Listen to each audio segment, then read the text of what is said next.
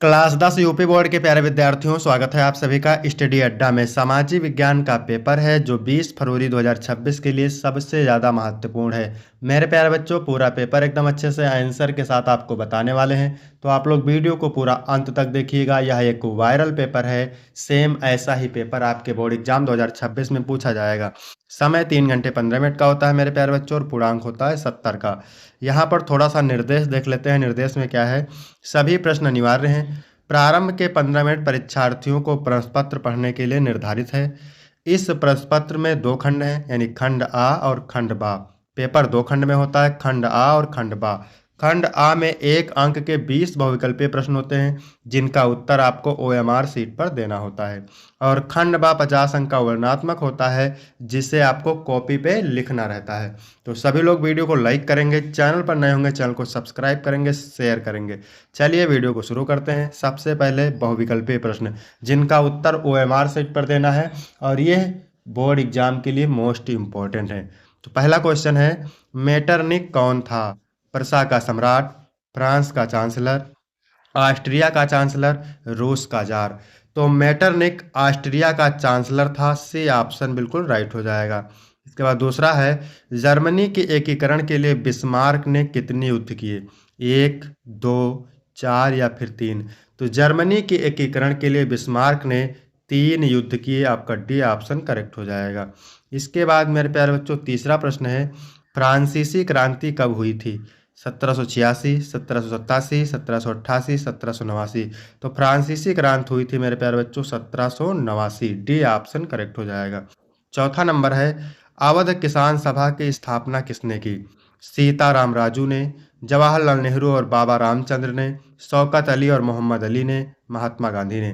तो अवध किसान सभा की स्थापना किया था जवाहरलाल नेहरू और बाबा रामचंद्र ने। बी ऑप्शन राइट हो जाएगा।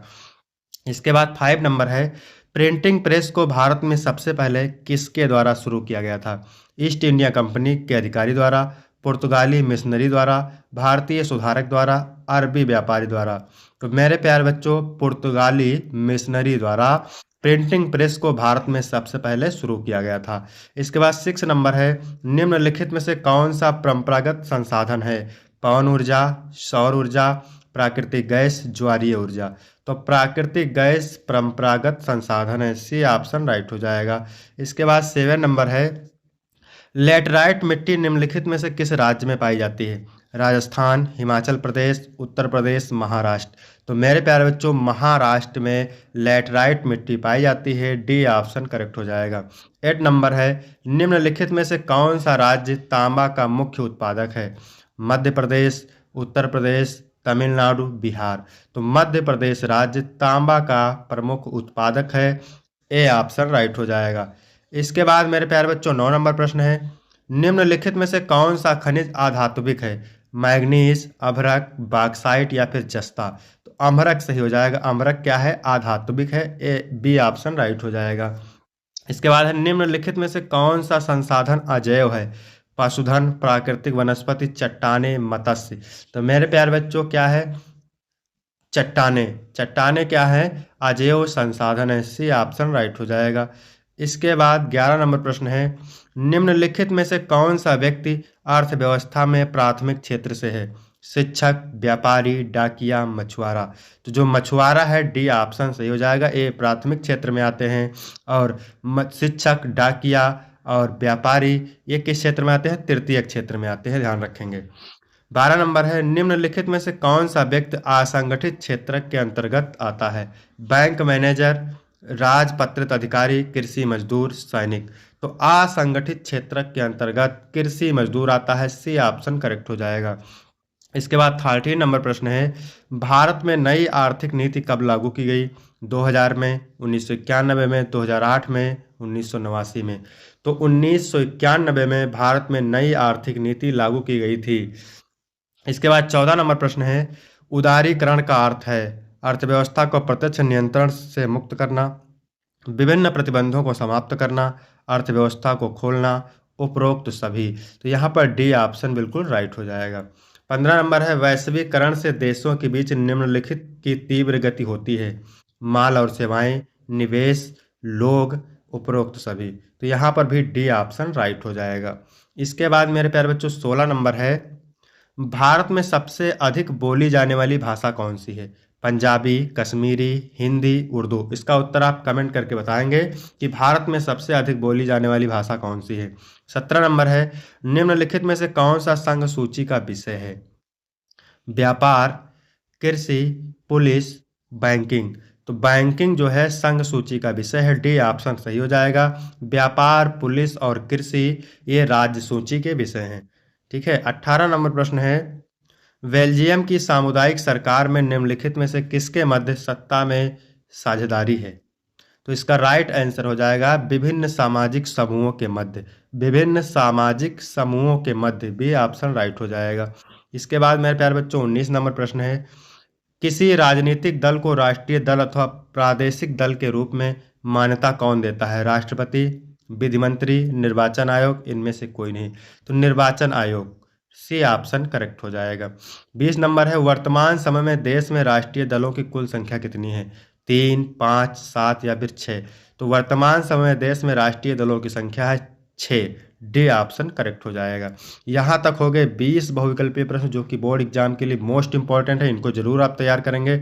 इसके बाद है खंड खा, वर्णात्मक प्रश्न फर्स्ट। उत्तर लगभग आपको 80 शब्द में देना है मेरे प्यारे बच्चों। तो देखिए यहाँ पर पहला क्वेश्चन है, भारत छोड़ो आंदोलन के प्रमुख कारणों का उल्लेख कीजिए, अथवा अपने शासन वाले क्षेत्रों में शासन व्यवस्था को ज़्यादा कुशल बनाने के लिए नेपोलियन ने क्या बदलाव किए? तो ये मोस्ट इंपॉर्टेंट है मेरे प्यारे बच्चों, अथवा करके दिया है, एक करना है लेकिन आप प्रश्न को तैयार करेंगे। दूसरा प्रश्न है, लोकतांत्रिक सरकार की चुनौतियों का उल्लेख कीजिए, अथवा लोकतांत्रिक देशों में सामाजिक विभाजन का क्या प्रभाव पड़ता है? मोस्ट इंपॉर्टेंट है। तीसरा है, सड़क परिवहन के सापेक्षिक लाभों की विवेचना कीजिए, अथवा कृषि और उद्योग परस्पर पूरक है, इस कथन की समीक्षा कीजिए। अगर आप कमेंट करके बताएंगे तो इसका आंसर के साथ आपको वीडियो बना दिया जाएगा। ठीक है। हालांकि ये प्रश्न मोस्ट इंपॉर्टेंट है तो इनको आप जरूर तैयार करेंगे। चौथा नंबर है, विश्व व्यापार संगठन के क्रियाकलापों का वर्णन कीजिए, अथवा मुद्रा ने किस प्रकार आवश्यकताओं के दोहरे संयोग की समस्या को हल कर दिया है? फिर है वर्णात्मक सेकंड, उत्तर लगभग 150 शब्दों में देना है।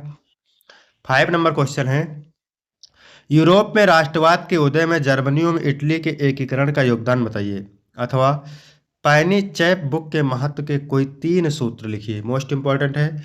इसके बाद मेरे प्यारे बच्चों 6 नंबर है, सांप्रदायिकता क्या है, इसकी प्रमुख विश्वास क्या है, विस्तार से लिखिए, अथवा भारत की विधायिकाओं में महिलाओं के प्रतिनिधित्व की स्थिति क्या है? मोस्ट इंपॉर्टेंट है, वेरी वेरी मोस्ट इंपॉर्टेंट।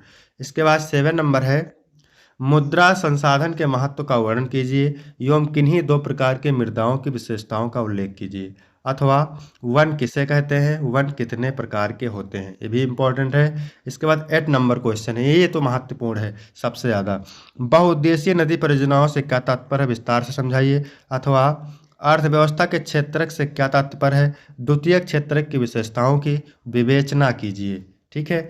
इसके बाद मेरे प्यारे बच्चों मानचित्र संबंधी प्रश्न है। 9 प्रश्न नंबर 9 का ए, निम्नलिखित स्थानों को भारत के मानचित्रों में चिन्ह द्वारा नाम सहित दर्शाइए। सही नाम तथा सही स्थान अंकन करने के लिए 1/2 + 1/2 अंक निर्धारित है। माउंट आबू जिस राज्य में है उसका नाम लिखना है। वह स्थान जहाँ जलियांवाला बाग हत्याकांड हुआ, वह स्थान जहाँ सविनय अवज्ञा आंदोलन शुरू हुआ, वह स्थान जहाँ कर मुक्ति मिशन चलाया गया। रांची जिस राज्य की राजधानी है उसका नाम लिखना है। इसके बाद मेरे प्यारे बच्चों बी वाला है, निम्नलिखित को भारत के दिए गए मानचित्रों में दर्शाइए। सीमेंट उद्योग के 2 केंद्र चिन्ह द्वारा, भारत के अग्रणी ऊनी वस्त्र उत्पादक शहर को चिन्ह द्वारा, राउरकेला लौह और इस्पात संयंत्र को चिन्ह द्वारा, गांधीनगर सॉफ्टवेयर टेक्नोलॉजी पार्क को एच चिन्ह द्वारा, चिल्का झील चिन्ह द्वारा। तो मेरे प्यारे बच्चों यहाँ तक वीडियो कंप्लीट होता है। वीडियो कैसा लगा? वीडियो अच्छा लगा हो तो वीडियो को लाइक करेंगे, चैनल को सब्सक्राइब करेंगे। फिर मिलते हैं आपको अगले वीडियो में, तब तक के लिए जय हिंद, जय भारत।